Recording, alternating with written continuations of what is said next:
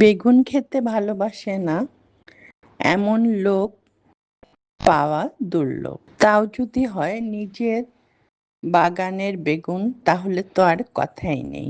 তবে বেগুন গাছ লাগানো থেকে বেগুন হওয়া পর্যন্ত যে কত পরিশ্রমের প্রয়োজন, তা যে গাছ লাগায় সেই শুধু জানে।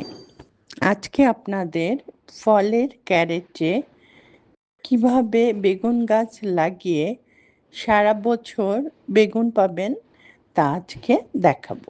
প্রথমে বেগুন গাছ লাগাতে হলে একটা উন্নত মানের বা জাতের বেগুন গাছ সংগ্রহ করতে হবে।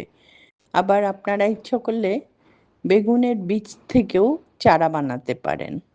বেগুন গাছের জন্য মাটি প্রস্তুত করা খুবই জরুরি, কারণ বেগুন গাছে যদি পানি জমে থাকে তাহলে গাছ মরে যায়, আবার কম পানি থাকলেও গাছ মরে যায়। এই জন্য মাটি খুব সাবধানের সাথে প্রস্তুত করতে হবে। আমি 50% গার্ডেন সয়েল, 25% জৈব সার, 10% শিংকুচি, 10% হাড় গুঁড়ো আর 10% নিম খোল দিয়ে মাটি তৈরি করি। আমি ফলের ক্যারেটে মাটিগুলো এমনভাবে রাখি যাতে ড্রেনেজ ব্যবস্থা ভালো থাকে। আমি আমার বাগানে সাধারণত ভালো নার্সারি থেকে উন্নত মানের বেগুন গাছ সংগ্রহ করেই লাগিয়ে থাকি।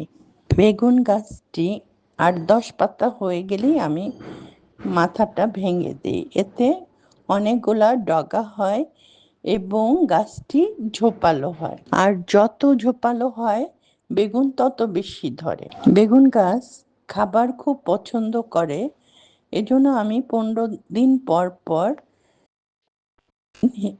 খোল পচা পানি দিয়ে থাকি। এছাড়াও আমি অন্যান্য জৈব সারও দিয়ে থাকি।